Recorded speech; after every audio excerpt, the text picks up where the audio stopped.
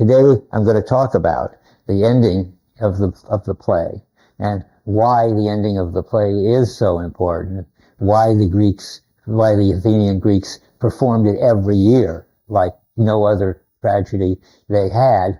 But first we have to get there by remembering where we are.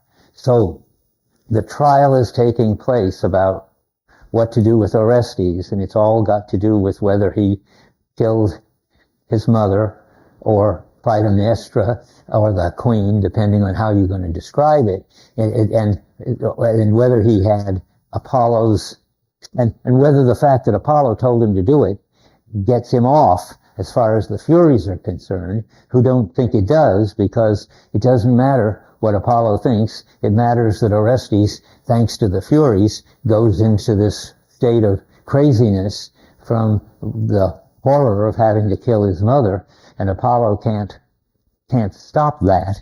But in the end, Apollo does get him off in a funny way with the help of Athena. Let's just start with that, review that, and then go on.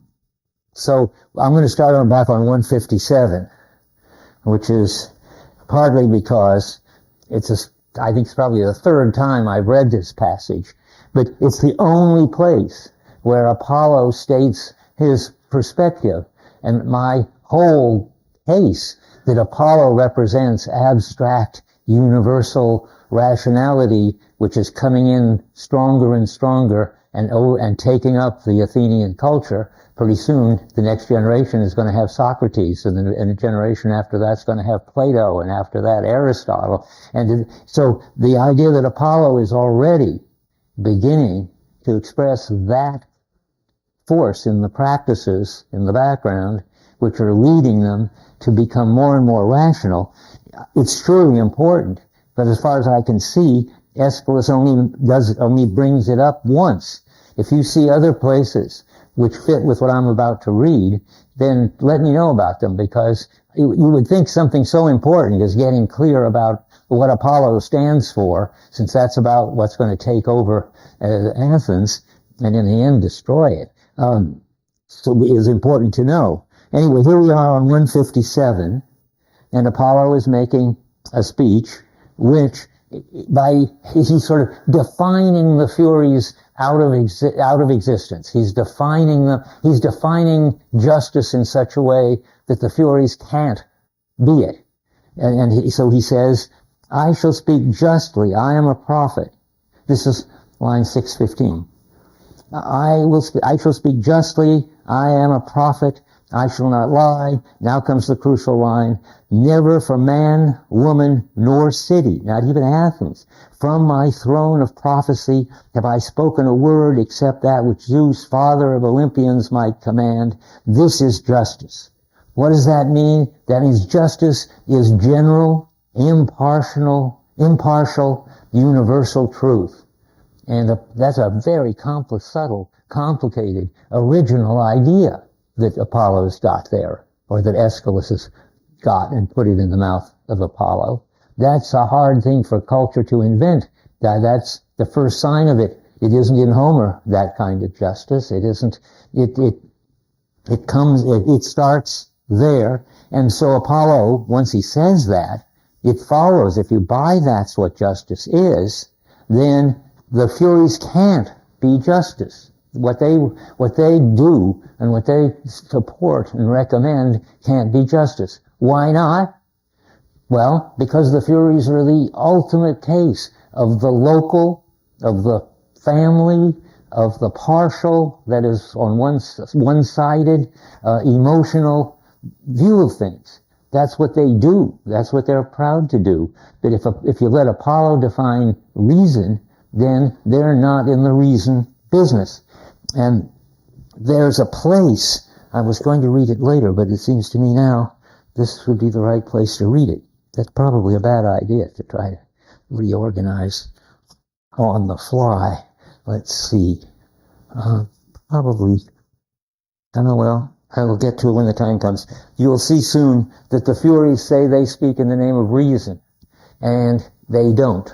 And You'll see the translation's wrong as usual.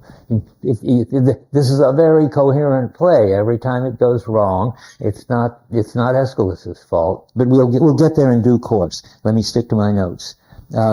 So then Athena claims something that the Furies claim too, which is a start at getting some kind of reconciliation.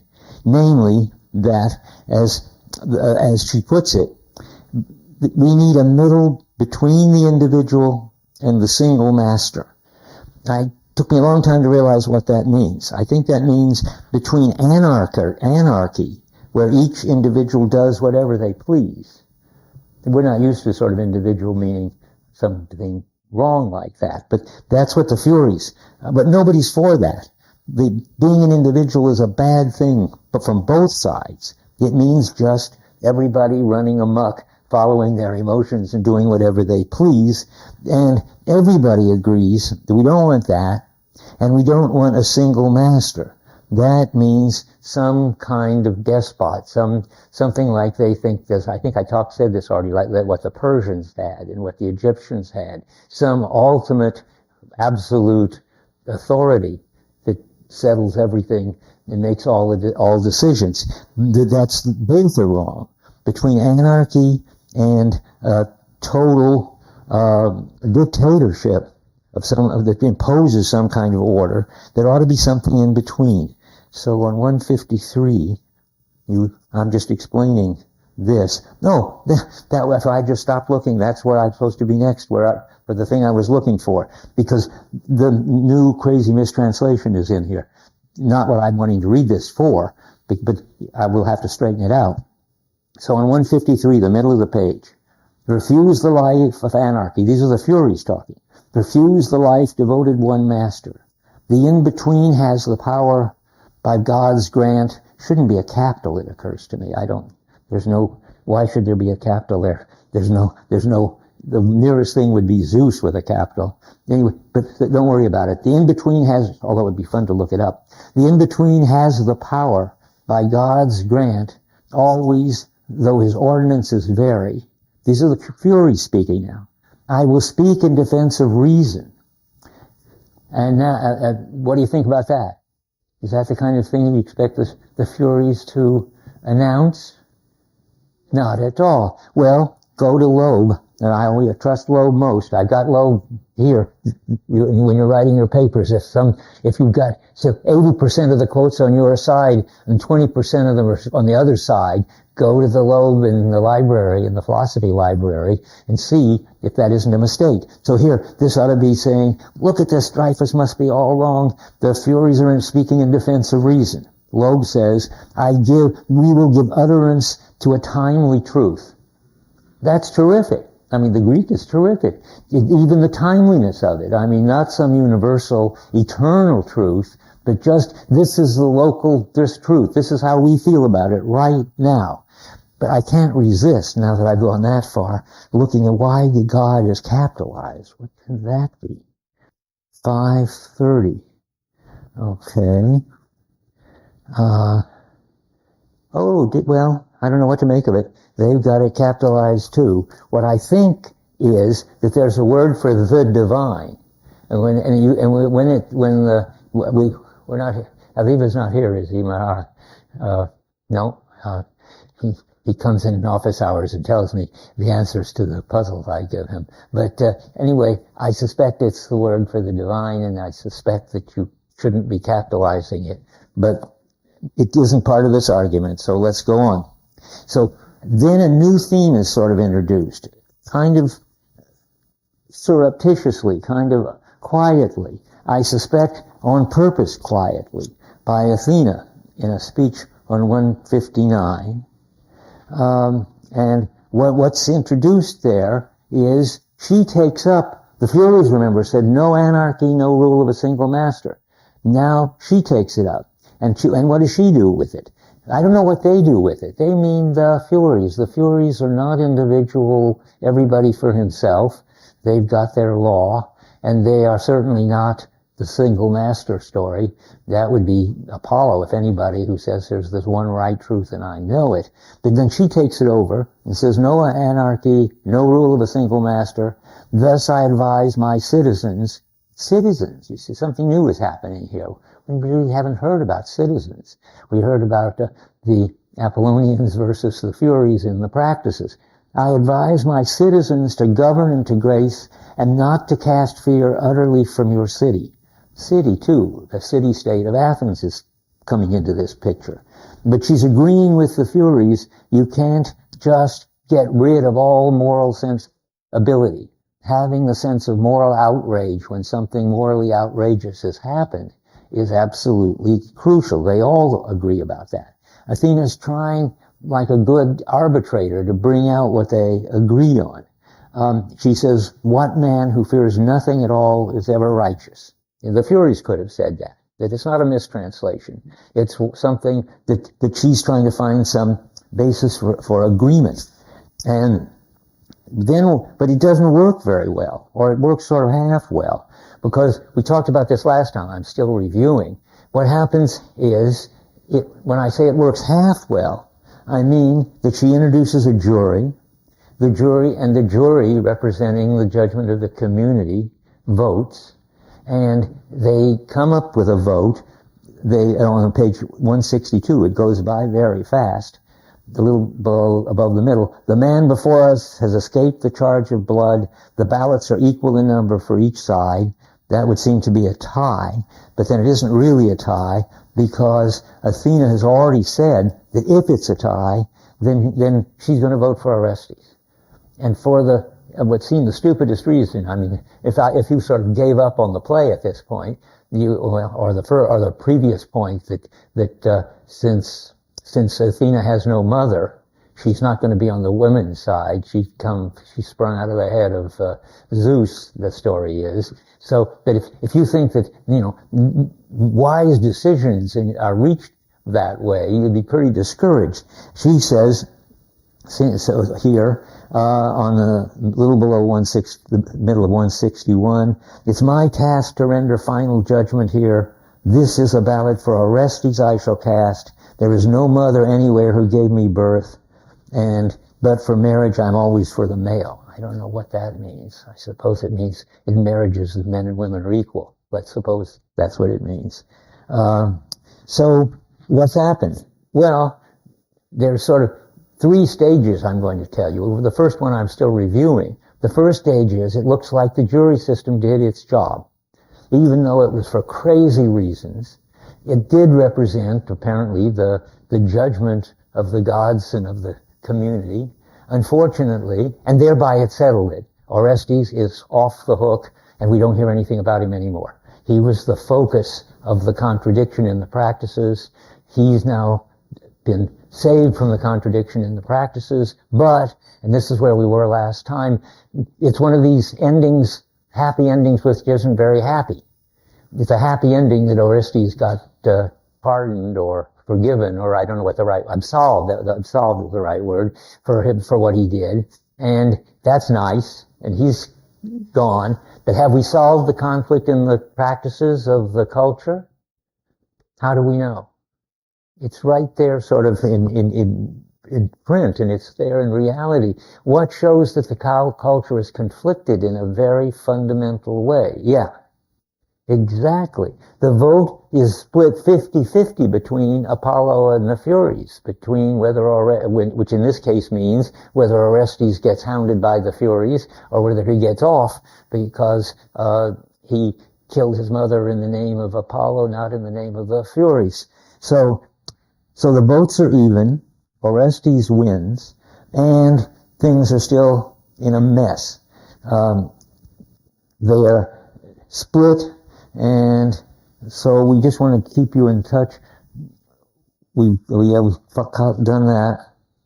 The court has made a decision, and here's where we are. The emotions versus reason still splits the community. And so what happens next? Well, there are three solutions. That's the first one, make a court system. That we talked about this last time. I want to remember that when I say that gets Orestes off the hook, that means that Orestes is finally over having to go through this guilt feeling. And you can tell that from another angle. Orestes was going crazy and seeing the Furies, and they were about to hound him to death. And that's all going to be fixed if you introduce the whole court system. It not only solves the problem, sort of, in Orestes' case, and says he's not guilty, it's over, no more about that. But it solves the general problem that got Orestes into this, namely that there was this split, and a new way to look at it is, the split required him to slit his mother's throat, literally, face to face, and whether that was guilt or guilt feelings doesn't matter. It doesn't solve things. If you say he's not guilty, if he's still torn apart by guilt feelings. And so what has to happen, she doesn't mention it, Athena, but you have to understand what's happened so that something like the Orestes case never has to happen again. That is, nobody's going to ever be required to slit their mother's throat face to face as a good thing to do. Yeah. She makes the Furies promise. Well, she basically changes the Furies from their role. Okay. You're right, and you're closer to the play than I am. But I want to introduce something sort of before that, which is implicit. So totally implicit, but I think very important. What comes in with the jury system? We talked about it last time, which means that somebody never will have to be in the situation of Orestes again, being the one who carries out justice. In this case, slitting his mother's throat. Why isn't it the job of the person who's on trial to also be the one who carries out the just result? Yeah. Exactly. I put that in, but I think that's interesting and important. Orestes doesn't have to do it. In the trial system, somebody else, namely the executioner, does it, and he feels fine about it because that's his job, and it doesn't upset him. But the Furies are still madder than ever. That's when it gets really interesting for us. So now we're on 163 still. Okay, yeah, on 163, the Furies are still ranting. Only it's not, I have to have those switch books here. Okay, they are very upset at the top of 775. They say, and this is, whenever the Furies say that they've been repressed, I underline it, because that's remember, that goes back to Homer. That isn't anything Aeschylus says. He doesn't say, look, the Furies have been repressed since Homer. But they've been repressed, all right, and you happen to know that Homer thinks that the Furies are loathsome and tries to write them right out of the reality if he could. So we're top of 775. The chorus, the Furies say, gods of the younger generation, you have ridden down. That's the repression. The laws of elder time, torn them out of my hands. I disinherited suffering, and so forth and so forth. They are very unhappy. They go on, and at the end of that, I want to just finish that speech for reasons you'll see in a minute. I am mocked by these people, into the middle of the pit, 163. I am mocked by these people. I have borne what cannot be borne, great the sorrows and the dishonor upon the sad daughters of the night. So they are very, very unhappy, and they rant on about being repressed.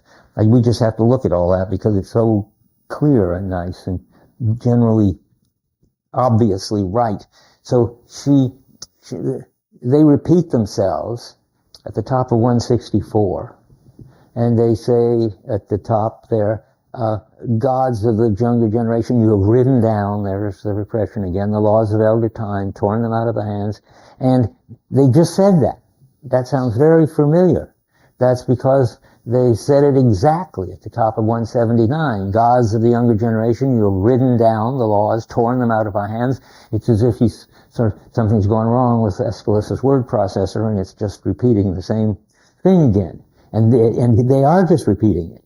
And then they get a little different. They say, no, I'm sorry. Should they say that? Athena gets different. She tries again to get them to see that she's trying to help them, but she does it she tries threats. So she says, no, not dishonored, you are goddesses. So that's she's giving them sort of a carrot and a stick. And she says, she's giving them, here's the carrot, you are goddesses, what more would you want? That's nice. Don't let your anger make this place uninhabitable, and so forth and so forth. And then also a threat. Then she says, and I'm the one who knows where the keys to the thunderbolts are locked, the nuclear missiles on Olympus. She's able to use them, but of course she can't really use the thunderbolts against the Furies because the Furies are necessary. She knows that. They know that. So that's not going to work. Now, so where are we? We're on 64 in the middle. They keep repeating themselves. She makes her offer again on 164. That's what I just read. And she tells them another thing at the end after threatening with the missiles. She says, here's the big land, and you'll win first fruits for children and the marriage rights for always. It's interesting that the marriage rights get taken over. That it's not just an oath. Remember, at one point, marriage was an oath, and it wasn't some sacred thing. But it's gone over to the Furies, and where it is more than an oath. Presumably, it's some kind of special emotion, and they get to have that. They get to take care of that emotion. So now they should be happy, right? I mean, they've been called goddesses. They've been given jobs like marriage to watch over. That's a pretty big job. And what's their reaction? Bottom of 164. Look, that they could treat me so, I, the mind of the past, driven underground. Does that begin to sound familiar? Repressed, not appreciated, cast out like dirt, and so forth. And then they go on and on. And Athena is just brilliant. She doesn't get upset like Apollo would and just deny that, just say what irrational, stupid people stupid beings, ugly, stupid things they are. She says, now we're on 165. I read all this just because I think Aeschylus is so interesting here and having fun and writing a real plausible play. She says, I'll bear your angers, you are older born than I, and in that you are wiser far than I. Now she said, she keeps giving them new things. They're goddesses. They're in charge of all sorts of sacred, fertile things like marriages. And now she's willing to say that in some way, she's qualifying it, they're wiser, which is true. And so then they say, and she's trying to tell them how great it would be if they would just cooperate. So at the top of the speech of Athena now, on 165, right after where I was, time in his forward flow shall ever grow more dignified for the people of this city. She's bringing in Athens all the time, but not calling attention to it yet. And you in your place of eminence, besides Euryctus, that's the founder of Athens, in his house shall win from female and male processionals. And then other important things. She's still trying to tell them all the goodies, but she's also saying, the next line, I just have to read it because it's important, do not inflict your bloody stimulus to twist the inward hearts of young men raising in a fury not of wine. Remember, don't soup up the emotions of outrage, because everybody will start killing everybody. But don't get rid of outrage altogether, because we read that, because then everybody will kill everybody too. So what should they do? Well, engraft among my citizens the spirit of war that turns their battle fury, do not, right? Yeah, do not grasp among my citizens the spirit of war that turns their battle fury inward on themselves, Now comes her positive proposal. No, let our wars range outward. So in other words, become the policeman of the known world is what she's saying they should do. Just attack all the people who they think are outrageously wrong cultures. And then it goes into gibberish, which I had to find the Loeb translation. Nor let our wars range outward. No, I mean, now do this. Let our wars range outward against the man who has fallen horribly in love with high renown. What kind of man is that? And I thought they were dealing with states. And that's just gibberish. So then we have to go. Whenever you see things that don't make any sense, you have to go and look and see. So here we are in Loeb. I didn't get a chance to copy it down, but I have it here. Okay. But I haven't got it yet. 355. So you wonder, what in the world is that really saying? Well, if you believe Loeb, and you've got to, you should say, without stint, let their warring, where this was the young men, be with foreign foes. That's the range outward, is the foreign foes. That's good. With the foreign foes, let their warning be with foreign foes, and without stint, for him in whom there shall live a strong passion for renown. Therefore, I think, they're supposed to be on the side of the people who have a strong passion for renown. In here it says, that's Loeb. What we've got over here, that they have fallen horribly in love with high renown. Well, who's horribly in love with high renown? Ever since the Odyssey, winning wars is a big deal thing, and you should be proud of it. So what does the translation say? That they should attack people who have fallen horribly in love with high renown. It says they should support people, in effect, who have a strong passion for renown. Well, that's fine. That's what it should say. Okay, now we're back on track. It's endless struggle to keep the translators from ruining it. What does the chorus say to this? They've now been called goddesses. They've been called smarter than Athena in some respects. They've been given jobs. You'd think they'd be happy. What happens? What do they say? They say at the bottom of 165 that they should treat me so, I, the mind of the past, driven underground. Sound familiar? It sounds like I'm obsessed with it, but they're obsessed with it. It's all about their being repressed again. Outcast, like dirt, and so forth. What does Athena say to that? Well, she's getting a little tired of them on 166, but she says, I will not weary of telling you all the good things. That's her patience. And then skipping a little, if you hold persuasion as her sacred place of worship and the sweet beguileness of my voice, then you should listen. She's saying, I'm not shouting rational things at you like Apollo. You should really pay attention. I'm saying nice things to you, and you should listen. And her job is persuasion, not sort of logical deduction. And what happens then? That's what's so funny. She says the same thing she says before, and this time the Furies say, Lady Athena, what is this place you have in mind? The coin has finally dropped. That's it. The point is, when you're really angry, this is still the phenomenology of getting really outraged. If you're really outraged, you can't hear any rational thing that the person you're outraged with is trying to tell you, that they really apologize and it's all right and they'll do this for you and that for you and they really like you. All you can scream is, stop treating me like this, you're treating me like dirt, until you cool off. They don't really get talked out of it. She just gives them time to cool off. And when they finally get calmed down, then they understand that something important is being given to them. Then she starts calling them we at the bottom of 166, because they finally heard her. She says, no household shall be prosperous without your will.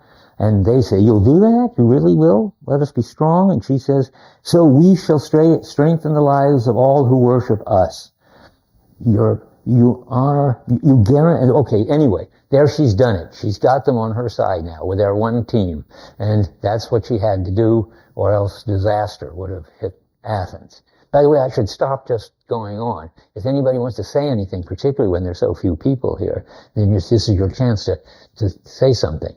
But if not, you'll get a chance, I'm sure, because it gets better and better. Yeah. Yeah, that is a crazy passage, all right. I may not even have got it right. Go ahead, tell me what you get out of it. Okay. Okay.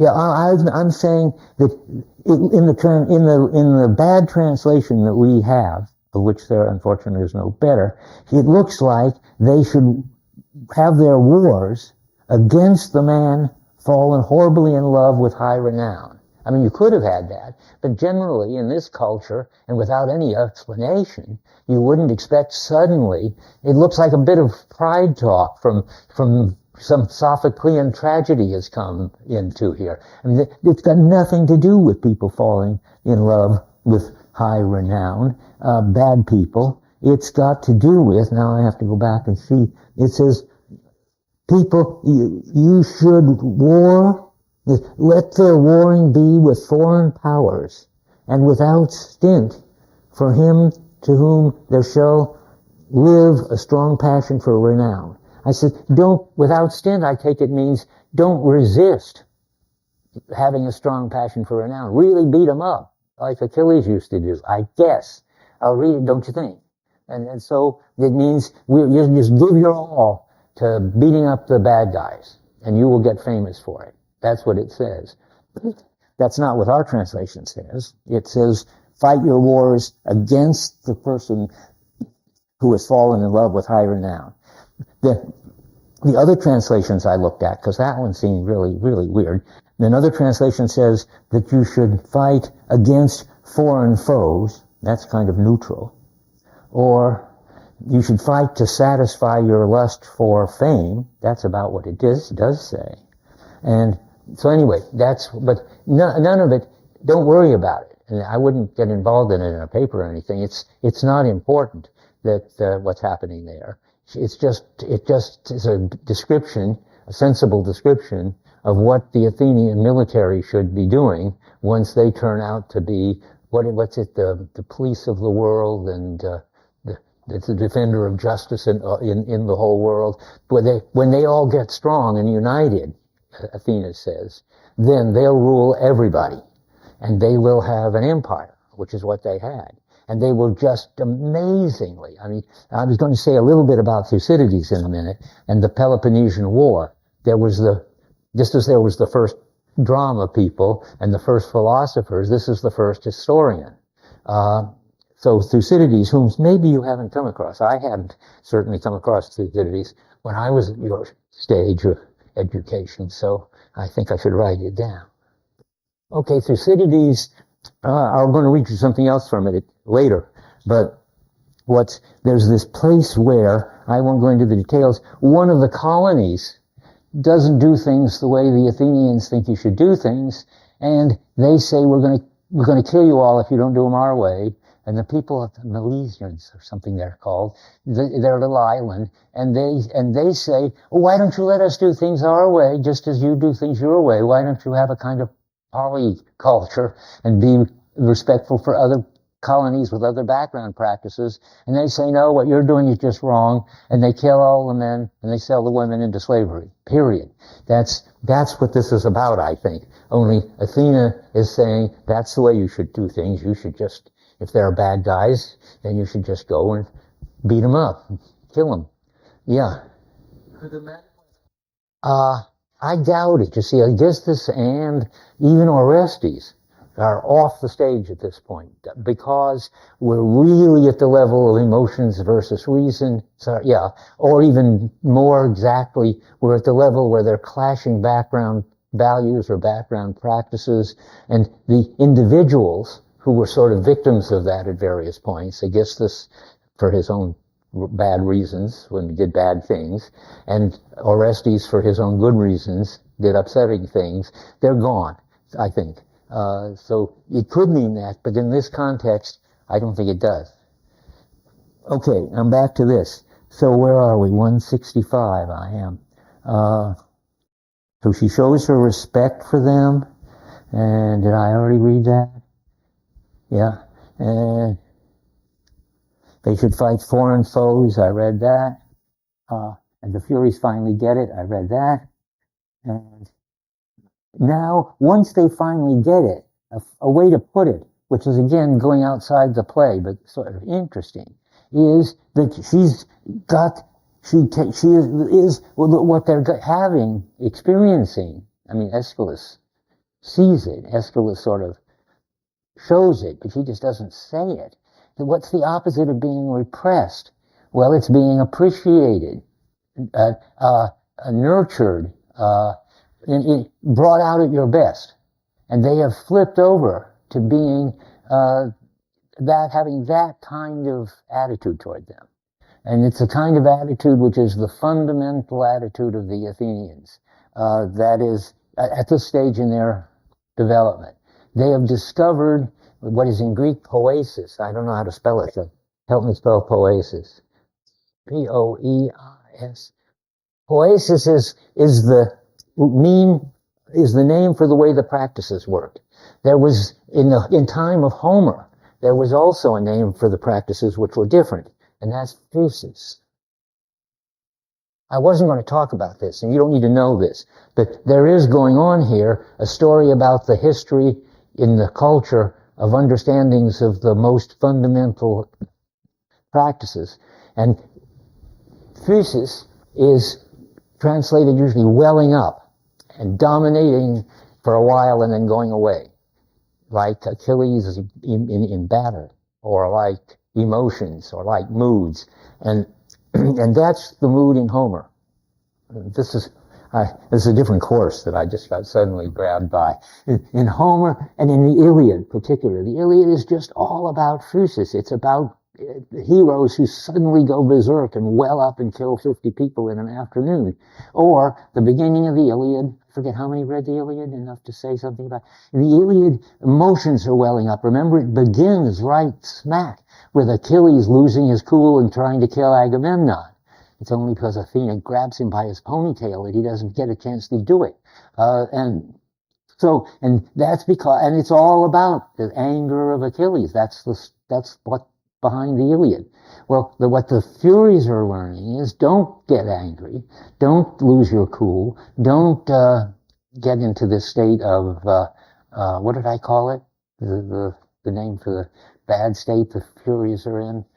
Outrage. Don't get carried away by outrage, and instead let the practices cultivate you. Become brought out at your best. The opposite, we don't have any good word for it. Since I don't have any good word for it, the best I can say is that there was repression, and now we don't have a word, as I say, for what to say here. What am I trying to say here? Repression. But we have to say something like an expressive order. That's what I'm calling bringing everything out at its best. That's the dominating understanding of being at this point. And what's happening is that thanks to Athena, the Furies are being zapped with poiesis. That is, they're being appreciated. They're being nurtured. They're being brought out at their best. And that makes them completely different. And as soon as they get it, it takes a long time, as you saw, then they become nice and friendly and helpful and wishing good will on everybody. That's where we are. That's where I wasn't going to be, but that's where we are. So no more outbursts of force. That's physis. That's the overwhelming. That's marginalized now. And what's central now is the nurturing, civilizing culture that lets things flourish. That's another way to say bring them out at their best. And that's the us that she's talking about. So now we're on 166, and they're asking for a guarantee, and they can't have a guarantee, of course, because how can Athena assure them that this is going to be a culture now in which everybody's going to be blissfully bringing everything out at its best? She can't. So she says at about bottom of 166, they say, well, let's go back one sentence. So she says, so we, remember, shall strengthen the lives of all who worship us. And now they've been brought in to the system. And they say, you guarantee such honor for the rest of time. And she says, I have no need to promise what I cannot do. Now there you need to know a little history, because it's so interesting that it didn't last long. I've mentioned that aside every once in a while. They only had this perfect democracy where everybody, with all the voters, the men anyway, in those days, voted every day in a meeting in the marketplace what the agenda is and what they're going to decide on, and they all were very pleased and proud. That's another thing they invented, democracy. And they were it was surrounded by all these dictatorships of various sorts. They had the extreme opposite. And again, it's a kind of physis. And it brings out everybody gets to be a voter. Everybody gets to do everything that at its best that they can do it. And that's fine. But there's no guarantee. And in the golden age of Athens, which is what Aeschylus is talking about, and which is the play is portraying, only lasted 50 years. Then they went really crazy, and that's what Thucydides is writing about, and started killing the people in the colonies that didn't agree with them or didn't pay the tax that they wanted them to pay. And they would vote one day to send some general out to kill all the people, and then they would feel bad about it and vote the next day to bring them back. And then some demagogue would give a talk about how it's good for everybody if we kill a few people now and then they'd send out another general. They just cracked up. But for 50 years, they were terrific. But there's something wrong with this pure expressive order. It's just, people aren't like that. And I'm just giving you an aside. Thucydides was writing about that in this book, The Peloponnesian War. That's the collapse of Athens into civil war. And what Thucydides thinks is, it's not something Aeschylus is thinking about, but it's the sort of framework. So Thucydides thinks this is a wonderful thing when it works, but people aren't very good at sustaining that sort of thing. And if you have a completely expressive, completely open, pure democracy, if anything starts to go wrong, it's likely to go very wrong, and that's what happened. Now, back to where we are. So now they're going to all get reconciled. They can't get a guarantee, but she does make promises on 167. She says, I can't promise what I can't do, and they don't get upset. They say, I think you will have your way with me. My hate is going. Yeah, of course, because the hate, you've got this clear picture. Where did this hate come from? Remember, it's hard to keep all these balls in the air. They come from repression. The reason they're so upset is because they've been ruled out. There's nothing wrong with them. In fact, they're very positive, a necessary force once they're appreciated. So as soon as all you have to do to fix them, that's the interesting thing that Aeschylus sees, is appreciate them, nourish them, bring them out at their best. They should never have been repressed. It's Homer's fault that it worked out for a while for him too, but it's not a way to deal with forces in your culture to just hide them. You've got to bring them in the right way. So but now they are in the right way. So their hate is gone, because their hate was due to this repression. That's why I kept stressing that's what they're complaining about. They're always complaining about being pushed underground, not taken care of, not appreciated, brought out at their worst, and so forth. So now we see where we are. I do anyway. Sometimes I do. Where are we? So they've accepted everything on 167. Now they're so happy that people appreciate them. So where is my note to this effect? So they say, the chorus says, in the bottom chorus speech of 167, I accept this home at Athena's side. I shall not forget the cause of this city. See, bit by bit, they're all bringing in Athens. You'll see what I'm telling you this. You won't see yet, but you will. That it's important that Athens keeps coming up, their city. And then Athena actually starts this thing of giving a praise of Athens, which is going to be crucial. So she says, where? So they accept, I'm still trying to figure out where I am. Oh yeah, at the bottom of 167. So she says that the bottom chorus, I accept this home at Athena's side, and they're all for the city. I read that. At the bottom, I speak, this is still the Furies, I speak this prayer for them, and that the sun's bright magnificence shall break out wave on wave of all the happiness life can give across the land. So they're on the side of the sun now. They've been down in the dark all this time. It's just another way of saying the repression versus the expression. They're all for openness, and Athena then gives a big poetic speech reconciling everybody. On 167 still, there's this moving speech right after when they say, the hate is going. Athena gives a speech which, if you're sort of, I think, sensitive to the poetry of it and the metaphors where we started, remember, about light and dark, men and women, emotions and reason. I'm not putting them all in the right order right now. I would have to think too hard. Now Athena says that's all been reconciled. Something that has no traffic. The chorus says, I will put a spell on the land. What shall it be? The Furies say. She says, something that has no traffic of evil success. That's not important. Let it come out of the ground. See, now the ground is on the same side as the sun. If you have the ground and the sun together, you get fertility. It comes out of the sea's water, and that is, I guess, fish. And from out of the high air, maybe that's the birds, I don't know. And it happens in full sunlight, and all of this has to do with fertility, and the seeds and the stream of the soil yields, and the grazing beasts be strong and never fail our people, and so forth. Make more the issue of those who worship your ways for us. For as the gardener works in love, the gardener is a nourishing thing, remember. It goes with this expressive order. When you get the earth and world together in the right way, the plants are happy. So the gardener works in love, and so forth.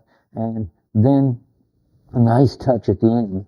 They don't ask her anymore whether this will last forever, but she has a new formulation. I myself shall not endure this city's eclipse in the estimation of mankind.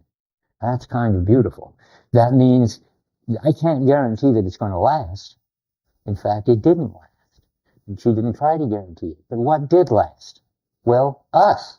That is, that we're still reading it 2,000 years later, that it's not lost any of its importance in the estimation of mankind.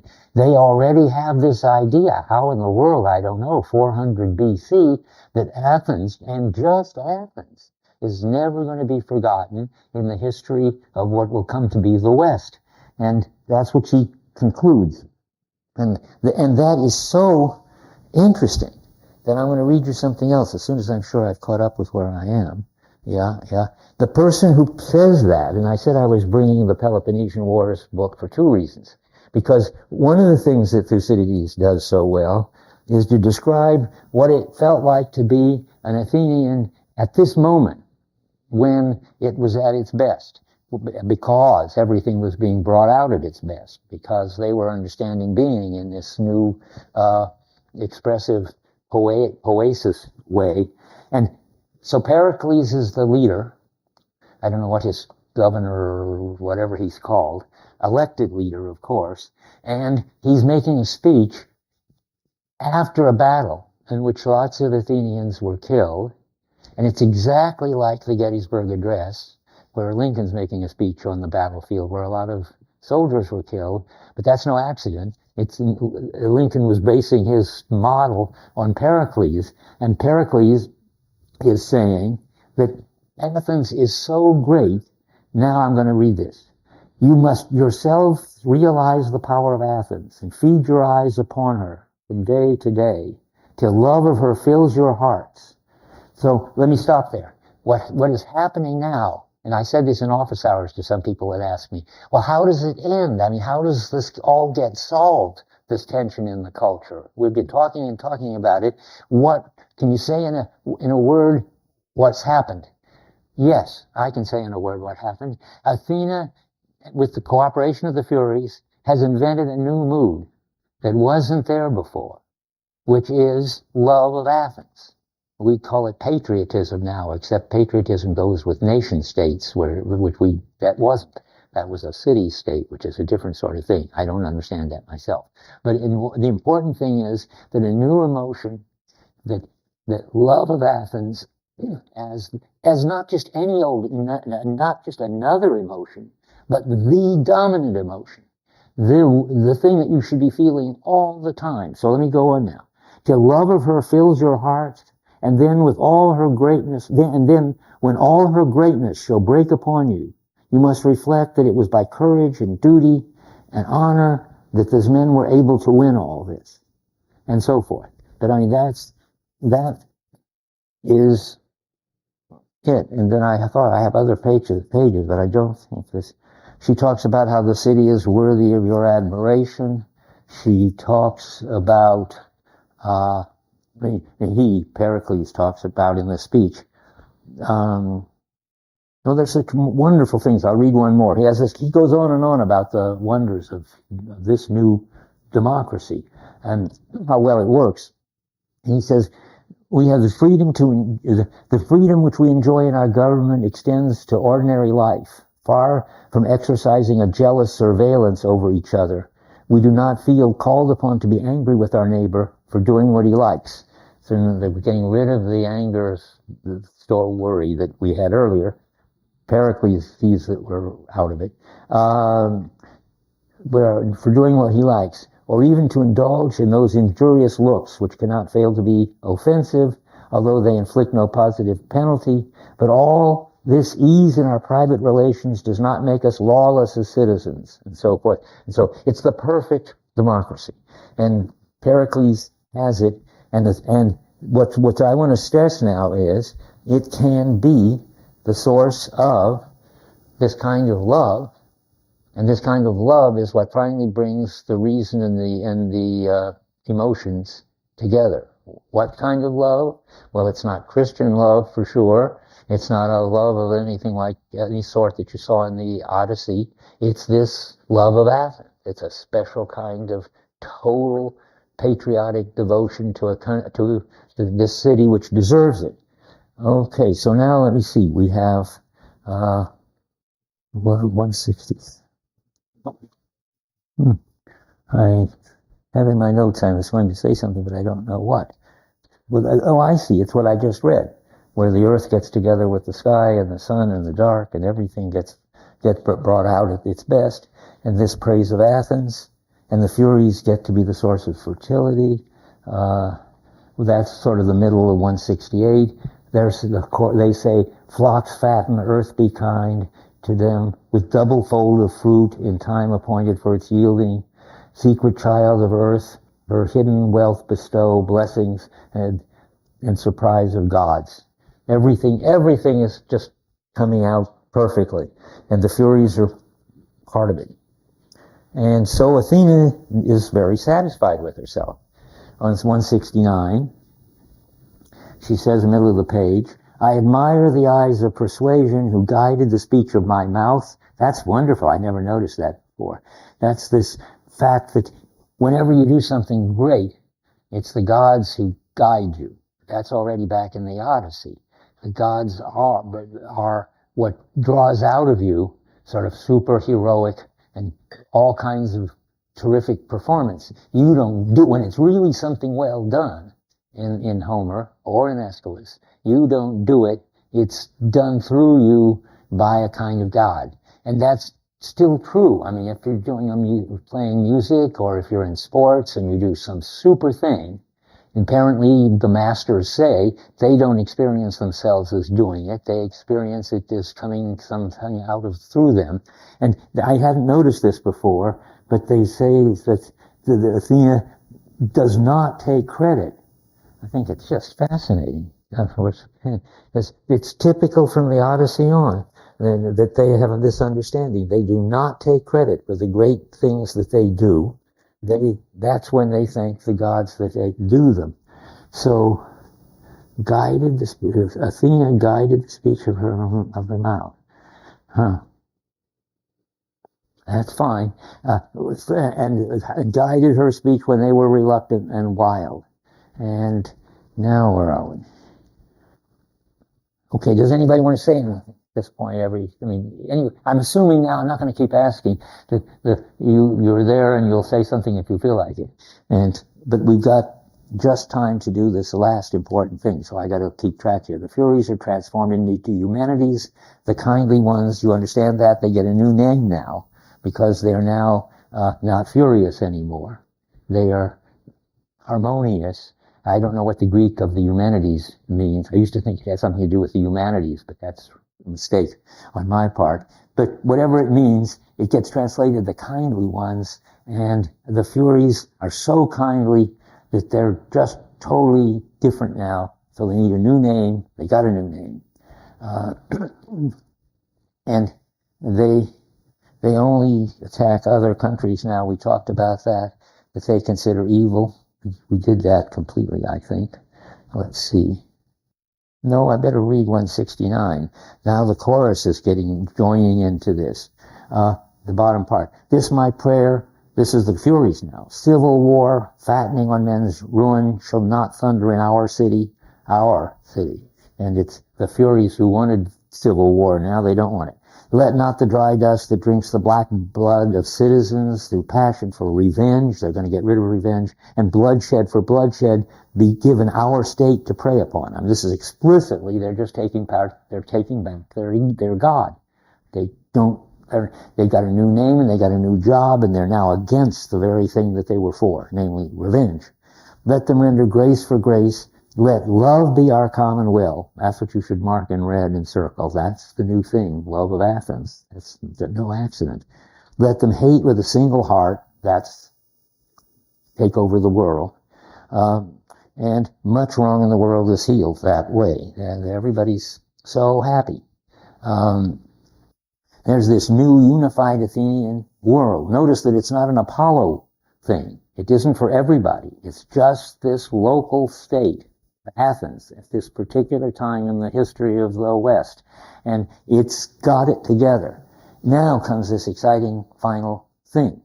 It ends with a kind of procession in which it's very important to know what's going on. I call this the third thing. The first thing was they acquitted Orestes. The second thing was they set up the jury system and the system of executioners and all that. The third thing is, and that's really the exciting thing, they've created something new. Athens is a case of what Heidegger calls a work of art working. And now I have to talk about that very much for the next 15 minutes. But don't hesitate to interrupt. But it's very interesting and important. So the third thing is this, that Athens itself becomes the object of their love, and that shows and what happens in Athens shows them who they are and how important it is and how good it is and how it solves all the problems in the background practices in the culture. This is super monotheism coming in. I mean, there's one emotion which reconciles all emotions, trumps all emotions, and that's what we have to understand better, what that would be, why that's important. Well, the people who read this don't see this, I don't think. At least I haven't. I mean, by the way, any podcast people who know when I say that I'm the one who sees this and nobody else. If you know somebody else who sees it, let me know. I don't want to copyright it. I want to see as much as I can of other people understanding this. What Aeschylus understands is that Athens becomes something which holds up before the people what they stand for, and gives them an object to love. And what's funny about it is that the main thing about Athens that makes it an object of love is that all the people love it. And it's circular in an interesting way. I'm going to try to explain that, but it's very hard to explain. But let me try. So the emotions of vengeance, civil war are turned into the emotions of loyalty, patriotism, and love. And now we're ready for the question, and what are the Athenians proud of? Well, this, that they've turned the primitive and tribal emotions into the patriotic emotions of the whole city. And that's self-referential. They're proud because they've got something new to be proud of. And I can just keep repeating this in various forms. It's fascinating. The play is producing them as loving citizens who, in everything they do, reflect what this play, this tragedy, shows them. So I'm going to say it as many ways as I can. They're proud of their city because it's produced this new emotion. And the play shows that. How was this pride achieved? It was done by Aeschylus, by holding up to the people what they had done to be proud of, namely that they have unified all the conflicting forces in Athens. But the play shows them that they are doing it. We just went through it. I mean, the play shows them what they've done and how important it is and how worth loving it is. And they love that, and they see that when they go to the play. Just listen for a while and bear with me. I know this is pretty strange, and I don't know how to say it better. The play is doing the job of producing the pride in Athens and producing the new emotion, love of Athens. And that's what the play is about, how it did that. So it's about itself. The play is not about it as so much as doing it, producing the patriotism. That's what it means to be, in Heidegger jargon, a work of art working. That is, it's doing the job of showing the people how they can be unified by this love, and that makes them able to be unified and experience this new kind of love. They appreciate by appreciating the primitive emotions rather than repressing them, but instead nurturing them, they turn the Furies into love of Athens, and that's what Athens is proud of, that they have cultivated rather than repressed all aspects of human being, so that the people in Athens are superhuman beings. They don't say that. Aeschylus doesn't say it, but the way they express it is, Aeschylus shows them to be superhuman beings, and Aeschylus, and they appreciate it and pay for the chorus every year. Remember, this is the only tragedy that gets performed year after year in Athens. I take it until Athens finally blows itself apart. So they have every reason to be proud that they've transformed human nature, and instead of repressing it, they have produced a new thing, a kind of being, namely Athenians who love Athens. And now, how does Aeschylus show this? That this is self-referential, that the play is what enables these people to have these experiences. And it's not just about the experience, but it creates the experience of love of Athens. Again, I want to say that's why they perform it every year. They see every year what bad things might have happened, and how thanks to, they would say, the gods, Athena particularly, this wonderful thing happened instead. And now, how does that get shown? That's what I think is really amazing and moving. What happens at the end? Well, let's look at it all happens fast on page 171. The play is almost over. So, we get flaring on top of the 171. Flaring torches now attend your passage to the deep and subterranean hold. As by us walk those women whose high privilege it is to guard my image. So the Furies and the priestesses of Athena are all doing something together. What are they doing? Well, we've got to keep going on. Flower of all the land, Theseus, let them issue now grave companies, maidens, wives, women in procession, and in purple-stained robes, and so that the kindly company may shine, the kindly company of the Eumenides, may shine in the future of strong men, strong people, they could say, or strong citizens to come. And what happens? What's going on? Well, that's what's interesting. What's going on is the audience has been sitting there. Now the women and the Furies and Athena are all, who are sort of reality and sort of a play, become reality. They march, they assemble and march out into Athens. That's where it says the chorus, the chorus, by the women who have been forming for procession. You see in italics there. Now, I worried about that for a while, because why do we trust that the women are really going to walk out into we want this amazing thing to happen, that the play becomes the focus of the meaning of being an Athenian, and that meaning is taken from the play right out into the streets of Athens. The distinction between the play and Athens as a kind of marvelous reality is just about to disappear. But then, what if the translator put that in? And the way that he put in the 6 votes? Well, no, it comes clear that it's really happening. Let's go on. Home, home, O high, O inspiring daughters of the night, aged children in blithe procession, O bless them all with silence. In the primordial dark of earth's hollows, held in high veneration, that's the important thing, with rite sacrificial, bless them, all people with silence. We're getting there, we haven't got there yet. Gracious be wished that what the land wishes, follow grave goddesses, flushed in the flames sprung torchlight, gay on your journey, singing all follow our footsteps. So there, now the men get to leave too. Everybody, take it, leaves the auditorium or the amphitheater and marches out into the streets of Athens. And then that's it. There shall be peace forever between these peoples of Pallas and their guests. That's weird. I better go look at it. I hadn't noticed. I don't like the forever. We have to see what that means. I'm not sure I like the guests either. Anyway, Zeus, the all-seeing, met with destiny to confirm it, singing, all follow our footsteps. So then the translator earns the right to say in Latin, which Aeschylus, I don't think, wrote there, that they all exit in procession. But they do. Yeah. Okay, let's look. I mean, we're going to learn something. I didn't mark it. Where is it? Oh yeah, okay.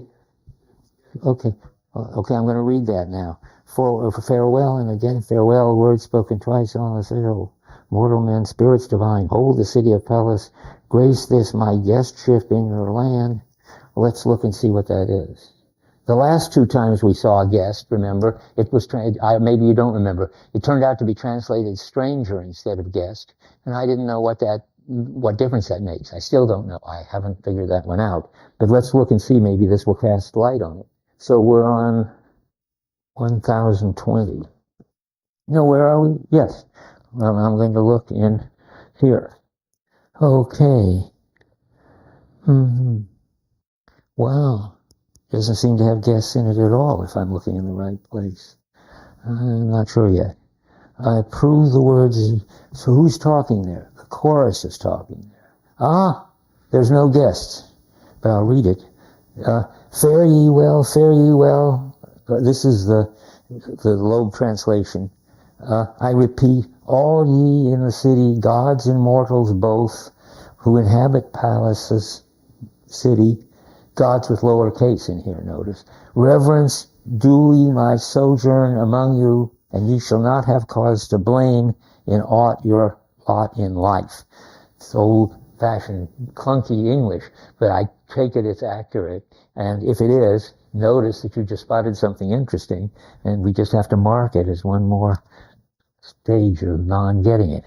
But it wasn't nothing terrible was at stake there, but we just got to get it right. They're not guests anymore. They're really equal people. They share all the rights of being part of the Athenian wonderful thing. And that's fine. So now they've had the sacred procession. Anybody want to say anything more? Yeah. Given that, I mean, however it's supposed to be It seems like the guests, then you were talking about the guests of the course, they're talking about it, the very last line. It seems like what they think that is the lyrics.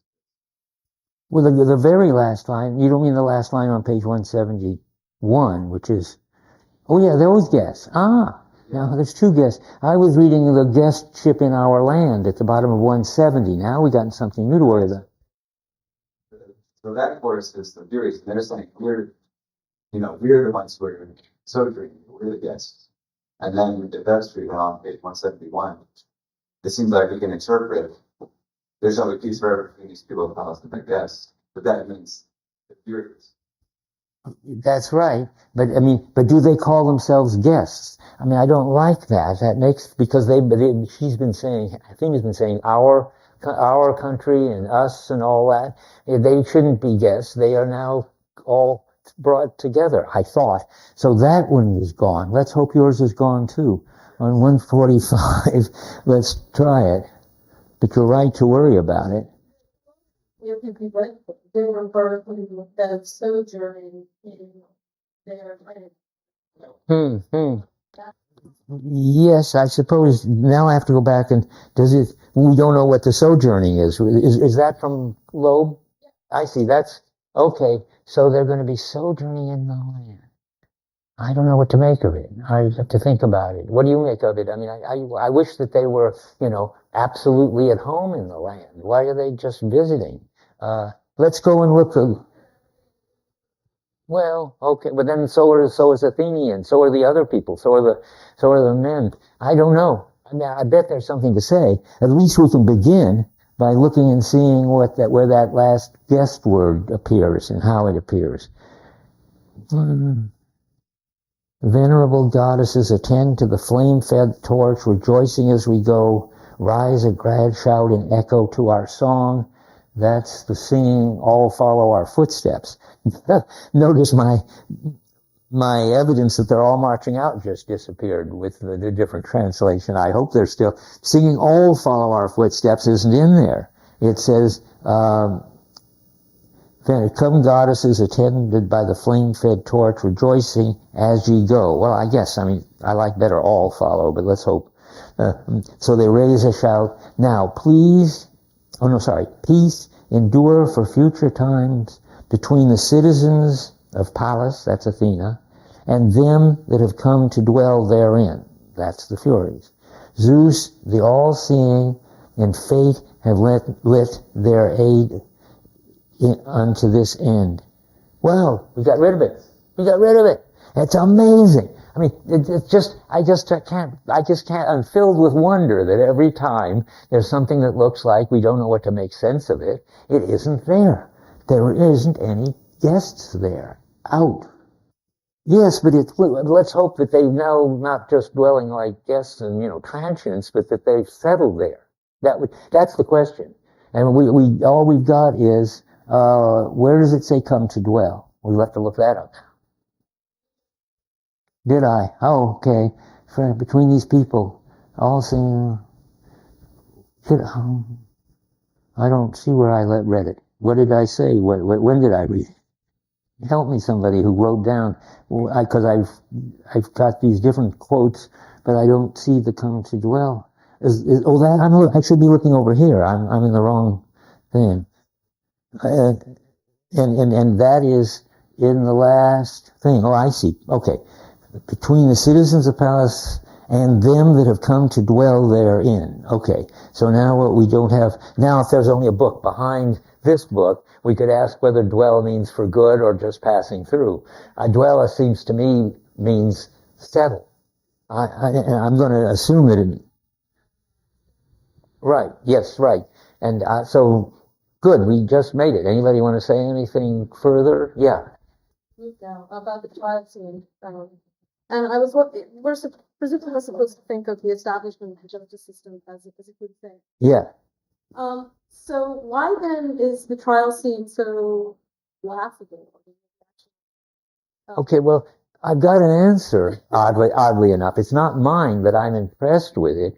But this guy Tussman, this who was once a professor here, I told you, wrote the book called, what is it called? Agamemnon and Other Losers.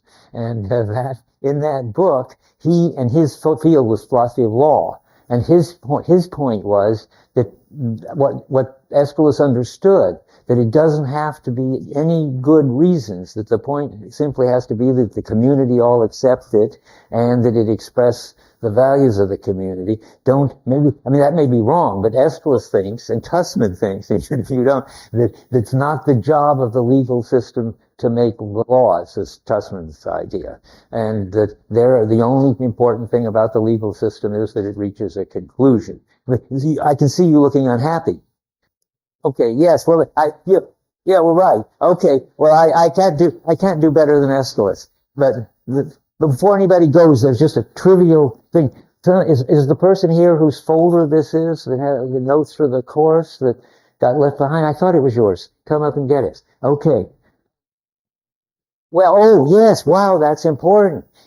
Here's where things stand. We got 2 minutes in. It's easy to tell you. Don't worry about the next assignment yet. Work on your papers. Read and reread this difficult play.